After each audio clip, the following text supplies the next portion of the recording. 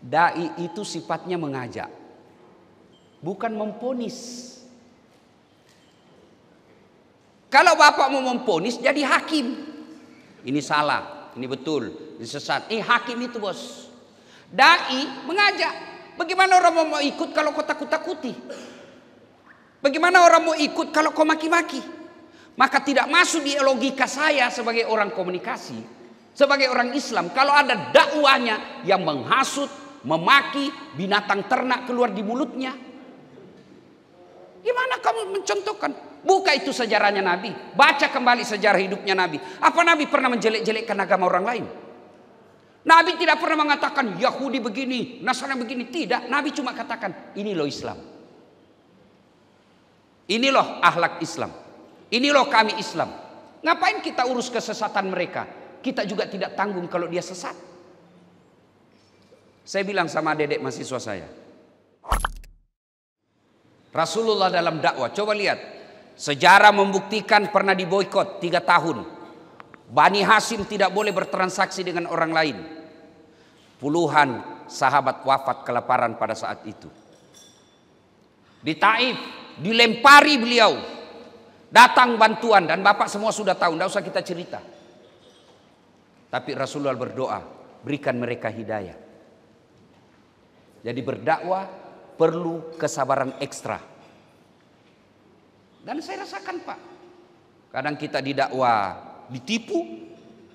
Oh ini cuma 1 jam Ustadz perjalanan, tahu-taunya 5 jam. Kenapa kau bilang cuma 1 jam?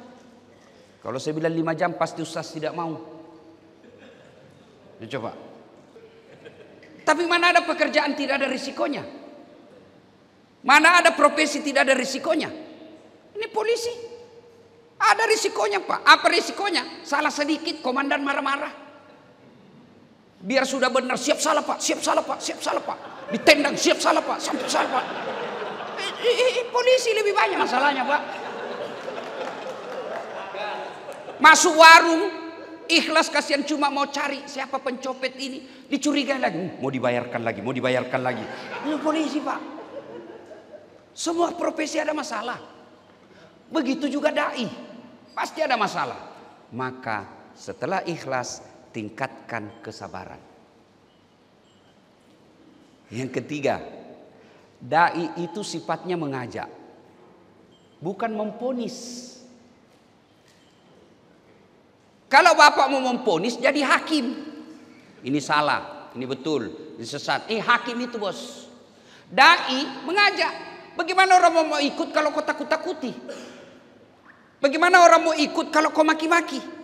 Maka tidak masuk di logika saya sebagai orang komunikasi, sebagai orang Islam. Kalau ada dakwanya yang menghasut, memaki binatang ternak keluar di mulutnya, gimana kamu mencontohkan? Buka itu sejarahnya Nabi. Baca kembali sejarah hidupnya Nabi. Apa Nabi pernah menjelek-jelekkan agama orang lain? Nabi tidak pernah mengatakan Yahudi begini, Nasrani begini. Tidak, Nabi cuma katakan ini loh Islam. Ini loh akhlak Islam. Ini loh kami Islam. Ngapain kita urus kesesatan mereka? Kita juga tidak tanggung kalau dia sesat. Saya bilang sama dedek mahasiswa saya, ketika dia sesat, kamu tidak tanggung kesesatannya. Tapi ketika kau hina dia, kau ikut menanggung dosa karena kau menghina dia. Maka dai jangan pernah keluar kata-kata kita menghina. Mengeritik boleh. Mengeritik boleh. Pakai istilah dalam ilmu komunikasi ada disebut satir. Mengeritik dia tapi dia tidak merasa tersakiti. Bagaimana saya baru-baru berceramah di depan presiden. Dan itu saya sudah, kalau saya tidak salah sudah 7 kali saya ceramah depan presiden. Dan itu tidak gampang Pak. 1 kali aja kau salah tidak dipanggil lagi seumur hidup.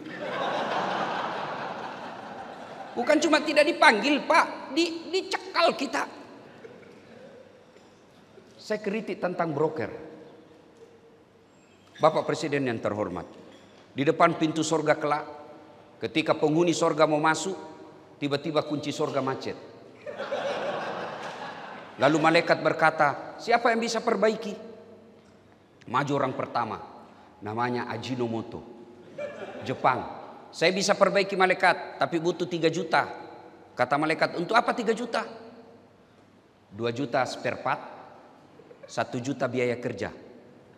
Oke begitu. Maju orang kedua, George, orang Amerika. Saya bisa lebih baik dari ini orang Jepang. Cuma biayanya lebih besar. Kata malaikat, berapa kau minta? 5 juta. Untuk apa 5 juta? 2 juta riset, penelitian. Mau ditahu apa sebabnya rusak? 2 juta lagi pergantian spare part. 1 juta biaya kerja. Maju orang ketiga. Saya bisa lebih hebat dari ini Jepang dan Amerika. Kamu siapa? Broker. Broker. Indonesia. Broker kan banyak toh. Saya bisa lebih hebat, cuma biayanya agak lebih besar. Kata malaikat, berapa kau minta? 15 juta. Wih, kenapa banyak sekali? Untuk apa 15 juta? Dia dekati malaikat. Pak Presiden dia dekati ini malaikat. 15 juta itu 5 juta untuk kamu, 5 juta untuk saya, 5 juta kasih orang Jepang kerja. Nah inilah bangsa Indonesia yang banyak ini Pak. Ya kan, tidak enak di sekelilingnya Pak Presiden karena banyak broker di sekelilingnya Pak. Lalu saya bilang saya hebat.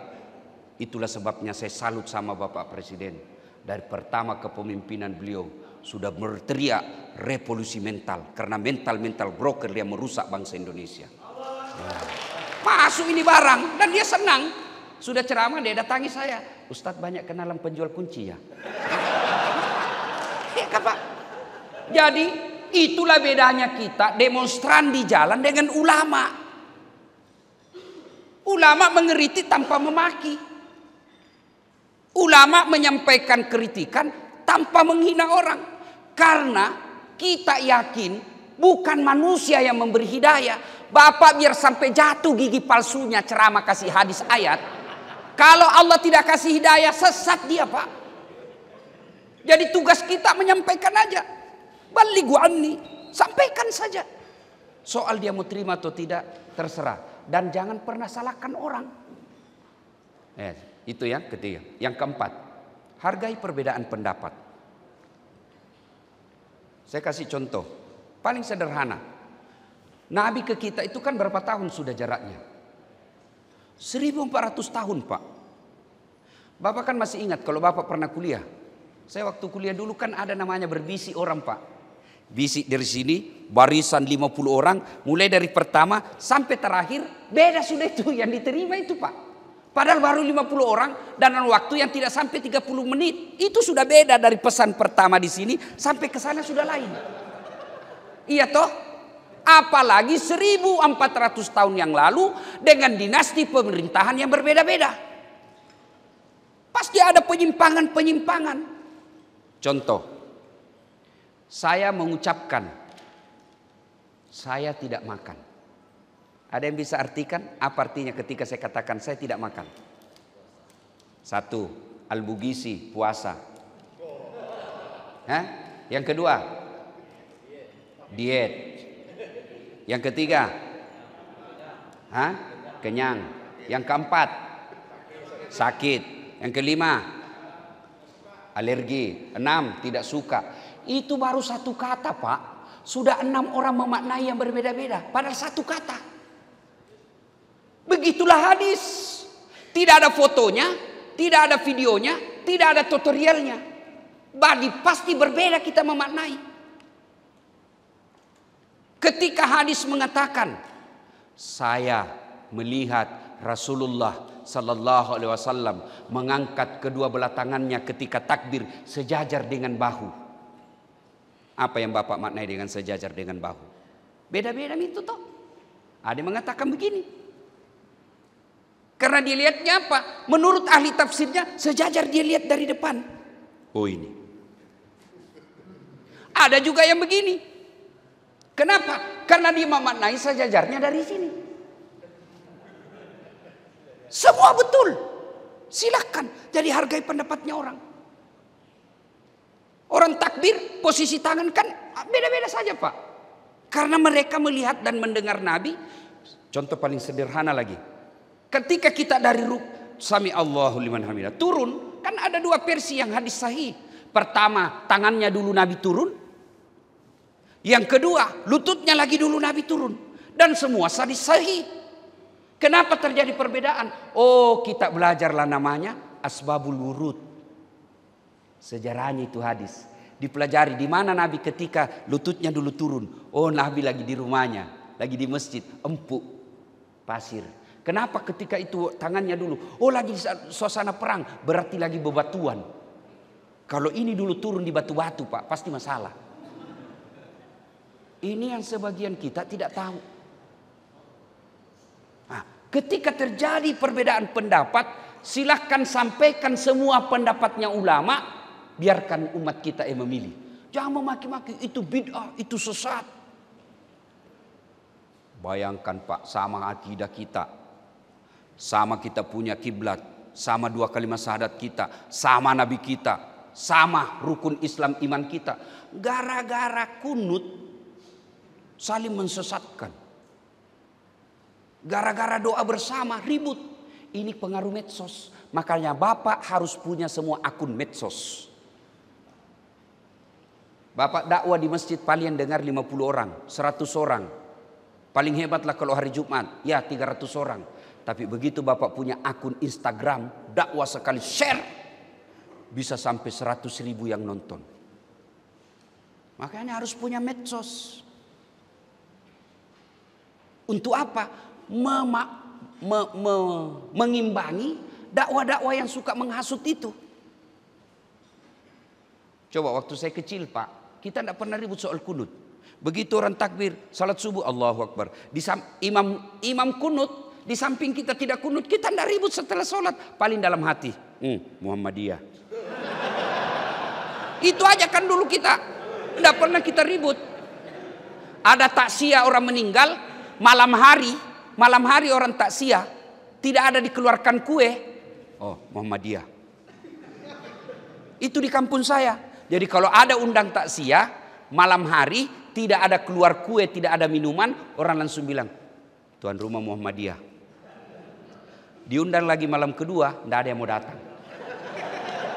Itu kan, iya. Maka seorang mubalik harus bijaksana dalam menyikapi perbedaan. Nah, berikutnya lagi, karena waktu yang sangat terbatas.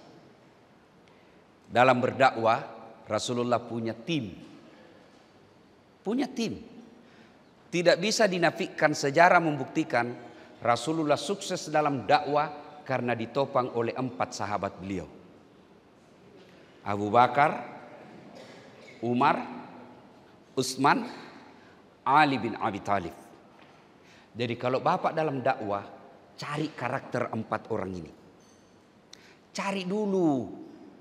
Seperti karakter Abu Bakar Siddiq, orang tua yang bijaksana, yang bisa mengoreksi kita, yang bisa memberikan kita masukan, yang bisa mengingatkan kita.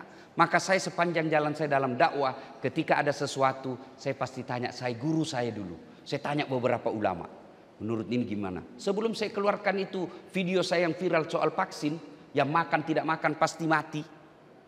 Itu saya tanya dulu beberapa ulama dan beberapa ahli kesehatan. Kenapa? Saya takut saya salah. Maka saya tanya beberapa ulama. Sudah betul. Saya tanya lagi, saya belum yakin. Saya tanya lagi kedua kalinya. Saya tanya lagi beberapa. Sudah itu saya tanya profesor di bidang anestesi. Tidak cukup satu saya tanya anestesi yang guru besar. Saya tanya lagi yang lain. Setelah itu baru saya ambil keputusan dan berdoa kepada Allah. Minta diberikan dukungan ya Allah. Berikan kekuatan moral. Rata-rata kita penceramah, sudah tidak usah jawab saya Pak. Bapak jawab diri sendiri.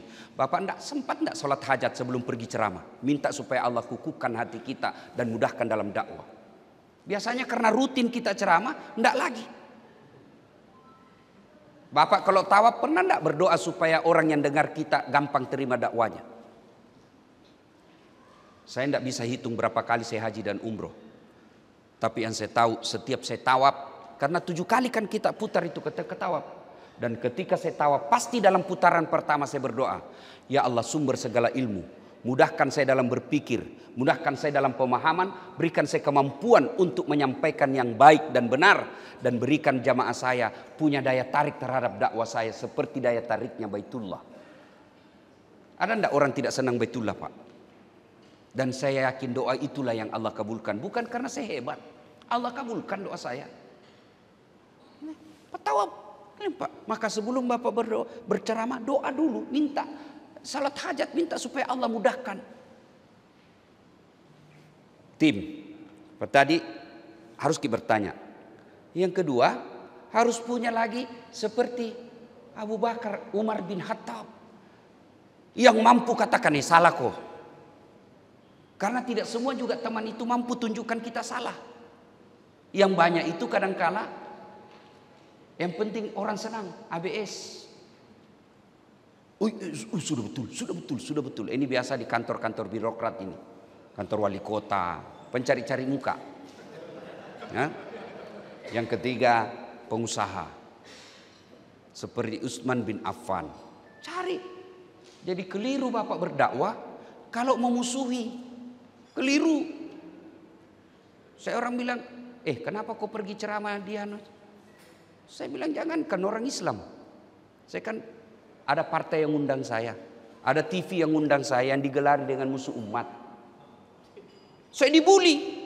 Kenapa kau datang? Saya bilang, bos, jangankan dia yang sesama Muslim, Yahudi aja kalau dia undang saya datang. Nah, maka keliru ketika kita berdakwah memusuhi. Temani orang kaya Pak, buat dia ketawa, buat dia senang. Maka ketika ada hambatan ekonomi dalam dakwah, biar dia yang ngurus. Saya punya kenalan, alhamdulillah. Kalau beliau butuhkan kita, dijemputnya pakai pesawat pribadi, diantarnya pulang lagi pakai pesawat pribadi. Dan dia tegur saya, makanya Bapak tidak akan pernah lihat iklan saya di Facebook saya, di Instagram saya dan di medsos saya. Tidak pernah saya pasang-pasang iklan. Beliau tegur saya, dia bilang, jangan kau buat iklan Ustaz. Ulama harus dijaga marwahnya. Kalau ada kebutuhan dalam hidupmu, hubungi saya. Saya bilang, siap. Kita harus cari orang kaya. Kalau dia tersinggung, kalau kita bahas soal yang itu dia tidak senang, jangan bahas itu dulu. Karena dakwah itu perlu strategi. Dakwah itu perlu irama. Jangan berpikir dakwah itu, banyak sebagian teman kita berdakwah mau pakai sumbu pendek, meledak-ledak, mau memperbaiki negara dalam waktu 5-3 tahun. Tidak mungkin lah. Fathul Makkah itu 20 tahun baru Rasulullah melakukan Fathul Makkah. 20 tahun. Nabi Nuh 900 tahun lebih Pak. Kita mau ekspres, padahal di sekeliling kita lebih banyak otak-otaknya yang tidak bagus. Maka perlulah tim, perlu kita berkolaborasi. Dan jangan pernah musuhi polisi. Keliru Bapak dakwah maki-maki polisi. Napa resah kok bos? Mana ada orang jago di depannya penyidik Pak? Kalau kita sudah dipanggil jam 8, diperiksa jam 3 sore, apa enggak kencing-kencing? Bukan kita takut Pak, tapi kan pikirkan anak kita. Kalau kita enggak punya anak, enggak punya ibu, saya pikirkan, gimana kalau saya ditangkap dan ibu saya tahu? Pasti ibu saya enggak bisa tidur. Gimana kalau anak saya tahu? Maka itu perlu strategi. Jangan musuhi polisi, kritik dia, tapi jangan sakiti. Pribadinya boleh kita serang, tapi institusinya jangan. Saya setiap ceramah Bapak dengar, setiap ceramah awal, Bapak-bapak jangan musuhi polisi. Kalau motormu hilang, istrimu diperkosa, anakmu dibunuh, siapa kau cari? Ayo, Bapak cari siapa? Polisi. Tidak mungkin cari penghafal Quran. Tidak ketemu Pak. Iya. Maka jangan musuhi polisi. Supaya saya singgung juga polisi, saya bilang lagi, polisi juga jangan musuhi ulama. Karena kalau kau mati siapa bungkus kau? Bukan begitu. Jadi caranya harus punya satir itu tadi. Makanya jangan musuhi polisi. Bapak-bapak pun kalau ada polisi yang minta-minta uang di jalan, itu polisi pelemin dia. Jangan bilang polisi Republik Indonesia. Polisi Republik Indonesia baik. Mana buktinya? Ada hadir acara kita.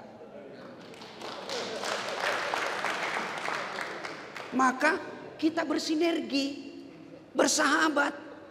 Oke lah, kalau kita mau betul-betul full amar ma'ruf nahi mungkar, masuk 10 pesan. Tapi kalau 10 pesan kita masukkan, banyak orang tersinggung dan gagal. Bara kita bisa ditangkap. Kita berirama air. Oke, tidak usah 10 masuk, cukup 2 saja masuk. Kita tunda yang 8. Bapak kan tahu semua bagaimana Allah mengharamkan hamar. Coba ketika Allah mengharamkan hamar. Waktu itu orang Arab kan hobi minum. Bukan cuma minum Pak, dia mandi itu hamar. Coba kalau ayat langsung turun. Hamar haram. Nabi bilang orang Arab. Agama apa ini? Hobi dilarang. Tapi Al-Quran turun 3 tahap. Hamar itu ada baiknya, ada jeleknya. Ketahuilah lebih banyak mudaratnya daripada kebaikannya. Peringatan bagi orang-orang berpikir. Orang Arab mulai tanya, oh iya juga ini. Kalau kita sudah mabuk lebih banyak bahayanya. Lama-lama turun ayat kedua. Jangan kau dekati sholat ketika kau dalam keadaan mabuk. 5 kali salat sehari semalam, 5 kali tidak mabuk, makin jauh. Makin jauh, baru turun ponis terakhir. Innamal khamru, sesungguhnya hamar, rijasun, bapak moyangnya dosa, min amalis syaitan, perbuatan setan. Jauhi agar kamu termasuk orang-orang beruntung. Bertahap. Itu Quran. Konteks hadis. Ya Rasulullah, nak kena kabala. Orang Bugis bilang. Nak kena kabala, maga kok. Dia bilang, kena saya musibah ya Rasul. Kenapa kok? Ini ya Rasul. Siang hari Ramadan, begini. Kata Nabi, besar dosamu bos. Besar dosamu ini. Apa? Kau puasa 60 hari berturut-turut. Berapa ya Rasul? 60. Ya Rasulullah, 1 bulan aja saya keceblosan. Mana bisa saya 60? Kata Nabi, kalau begitu kau kasih makan fakir miskin. Ya Rasulullah, saya orang miskin. Kalau kita kau sudah melanggar, miskin melanggar kau lagi. Apakah Nabi marah? Tidak. Nabi bilang, baiklah kalau begitu. Dikasih kurma sama roti. Kau bawa ini ke kampungmu, cari orang miskin di kampungmu, kasih ini. Kata dia orang, saya paling miskin di kampungku. Coba. Kalau kata pendakwa-dakwa yang cuma tekstual, puasa kau 60 hari. Coba bijaksananya Rasulullah. Maka mendakwah Pak, harus betul-betul kita bijaksana dan punya kerjasama. Kerjasama sama polisi, kerjasama sama anggota DPR. Kita kritik juga anggota DPR, tapi jangan sakiti. Bapak pernah dengar ceritanya anggota DPR di akhirat? Ya kan? Masuklah penghafal surga, penghafal Quran dalam surga. Tiba-tiba di dalam surga dia lihat, kenapa banyak anggota dewan di DPR di surga ini? Di negara saya banyak di OTT. Dia datang protes sama malaikat. Malaikat, kenapa banyak penghuni surga ini anggota dewan? Nah banyak di negara saya di OTT. Dia bilang malaikat, jangan kau ribut. Ini cuma reses. Sebentar lagi dia pulang. Ya kan? Nah begitu caranya Bapak kritik anggota dewan. Supaya dia mengerti dananya tetap keluar. Supaya di ACC itu anggaran pelatihan mubalik. Ada ketuanya di sini. Saya berharap Pak Dewan tidak cukup sampai di sini. Ada pelatihan berikutnya. Pelatihan apa? Kita ajari saudara guru-guru kita ini membuat konten medsos. Pak, bukan membanggakan diri. Ini supaya ada motivasi. Nah, MC tadi motivasi. Bapak lihat ustadz-ustadz besar di Indonesia. Yang ribuan, puluhan ribu punya jamaahnya. Ustadz A dari Timur Tengah. Ustadz B dari Libya. Ustadz ini Timur Tengah. Ustadz ini Timur. Semua yang viral-viral yang hebat-hebat itu Pak. Dasat Latif dari Universitas Hasanuddin Makassar. Tidak pernah mondok. Satu-satunya pesantren pernah kuikuti, pesantren kilat. Tapi alhamdulillah dengan izin Allah, bulan lalu dihitung jari ulama besar yang bisa ceramah di Aula Al-Azhar Kairo, dan itu saya. Itu paling tidak ukuran dakwah saya bisa diterima orang. Maka saudaraku para mubalik, ini supaya waktu ringkas. Kita di Indonesia carikan negara beragama sebebas Indonesia. Carikan saya Pak. Coba. Bapak berkiblat ke Timur Tengah. Anggaplah Saudi. Bapak pikir gampang ceramah di Saudi? Enggak Pak. Kalau enggak direkomendasi kerajaan, enggak bakal Pak biar Bapak ahli agama. Iya coba. Carikan negara seperti Indonesia paling gampang bangun masjid. Timur Tengah, oh enggak Pak, biar Bapak punya duit. Enggak bisa. Tetangga kita paling dekat, Malaysia. Yang sudah dideklarasi, dia tulis dalam institusi negaranya, konstitusi negaranya, Malaysia adalah negara Islam dengan bermazhab Syafi'i. Tapi apa Bapak gampang bikin masjid di Malaysia? Enggak Pak, biar Bapak juragan kalau enggak dapat izin kerajaan enggak bisa. Di Indonesia Bapak punya duit, tunjuk jadi. Urusan surat di belakang. Ayo. Ayo. Carikan saya negara di Indonesia yang gampang bikin pesantren. Sekolah agama. Oke, kiblat kita Timur Tengah, Saudi. Bapak pikir gampang bikin pesantren di Saudi, Pak? Bertentangan saja mazhabnya mereka, ditangkapi ulamanya. Indonesia. Ada Bapak punya duit rumah sedikit, kumpul anak sekolah, anak-anak pesantren, anak-anak penghafal Quran 20 orang. Jadi lagi pesantren hafal Quran, belakang suratnya. Inilah sebabnya menjadi alasan. Tidak ada alasan buat kita membenci negara kita, Pak. Kalau Bapak tidak senang, Bapak merasa diri penceramah hebat, buktikan kehebatanmu, masuk ke pilkada. Bapak merasa banyak pendukung, ikut pilcaleg, perbaiki negaramu melalui konstitusi, bukan dengan teriak-teriak menghina negaramu. Bapak merasa hebat banyak pengikut, masuk pilcaleg. Negara kita negara konstitusi, bukan negara rimba. Kalau Bapak merasa hebat, ikut pilkada, masuk jadi calon anggota DPR, masuk jadi anggota calon bupati, independen. Kalau tidak ada partai yang dukung, independen. Buktikan berapa suaranya pendukung Bapak. Ayo. Lalu apa? Perbaiki negaramu melalui konstitusi. Saya bilang sama mahasiswa saya, tidak usah kau demo deh. Kau kasih macet jalan, orang mau pergi rumah sakit akhirnya wafat di jalan karena tertutup. Kalau kau mau perbaiki negaramu, kau pulang kampung ke kabupaten. Cari kau 1.500 suara kau bisa jadi anggota DPR. Dapat kau 3.000 kau bisa jadi ketua DPR. Perbaiki negaramu melalui konstitusi. Itu begitu caranya. Jangan kita maki-maki, saling menghina. Ya Bapak saudara-saudara sekalian, mohon maaf kalau kita berbeda pendapat dalam hal ini. Yang keenam, saya kasih lagi contoh. Pak, kalau saya dorong ini, goyang ini ketinggal. Bagus tidak dilihat mata? Tidak Pak, tidak artistik. Bapak lagi dorong ini, maju lagi ini, ketinggalan lagi ini. Tidak cantik dilihat Pak, tidak maju sama-sama. Bagaimana supaya enak dan energinya bisa berjalan sama-sama? Dorong di tengah. Sama-sama maju kiri kanan. Bapak ekstrim kanan, bahaya. Bapak ekstrim kiri, bahaya. Bapak di tengah-tengah, itulah Islam wasatiyah.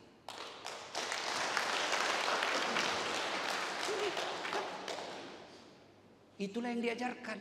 Saya tidak setuju kalau dibilang moderasi agama. Tapi moderasi beragama, cara kita beragama yang perlu diperbaiki. Jangan mau menang sendiri. Nah, berdakwah bersinergi, bekerja sama. Beri contoh lagi yang ketujuh. Tujuh lagi. Ini air. Sama-sama kita punya air. Air di Batam, air di Sulawesi, sama-sama air. Tapi untuk meyakinkan bahwa air ini lebih baik dari Bapak punya, perlu strategi. Perlu taktik dagang.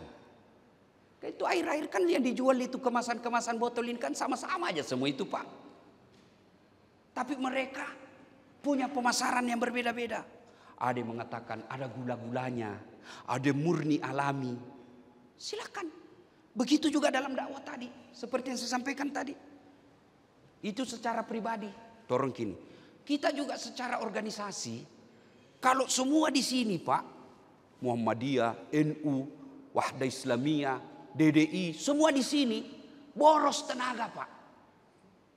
Maka yang baik NU ada di sini, Muhammadiyah ada di sini, Persis ada di sini, DDI ada di sini. Itu begitu. Dalam berdakwah juga begitu. Ada yang khusus dakwanya memelihara akidah. Pak. Ada yang khusus mengeritik pemerintah. Ada yang khusus mengajarkan hafal-hafal Quran. Ada juga yang khusus membahas poligami. Ada Saat Latif di situ. Bapak tidak usah bahas poligami, berat Pak, biar saya saja yang hadapi Pak. Kita berbagi tugas kita. Nah, ibu bapak saudara-saudara sekalian, dari ilmu inilah yang saya yakini, yang saya pelajari, ada hasilnya. Paling tidak kan orang biasa lihat hasil, harus ada bukti konkret. Ada bukti konkretnya apa? Bapak boleh lihat dari semua ustadz kondang di Indonesia, alhamdulillah per hari ini channel YouTube saya terbanyak penontonnya, sudah lebih 200 juta. Padahal saya bukan orang pondok, tapi saya tahu teknik menyampaikannya. Dan Bapak lihat orang-orang yang berkomentar di kolom YouTube saya dan IG, saya Nasrani, saya Hindu, saya Buddha, tapi saya selalu tunggui ceramah-ceramah barunya Pak Ustadz. Kenapa? Karena yang selalu saya sampaikan Pak tentang akhlak. Puncak semua ilmu adalah adab. Itulah Nabi diutus liutammimal makarimal akhlak, memperbaiki akhlak manusia. Tapi ketika kita berbicara soal akidah, silakan tanamkan keyakinan akidah kita dengan sebaik-baiknya tanpa melukai agama yang lain yang diakui oleh negara kita. Insya Allah dakwah kita menjadi dakwah yang rahmatan lil alamin. Demikian, saya berharap 30 menit yang akan datang ke depannya, kalau ada yang mau sharing, mau tanya jawab silakan. Kalau tidak cukup waktu juga boleh melalui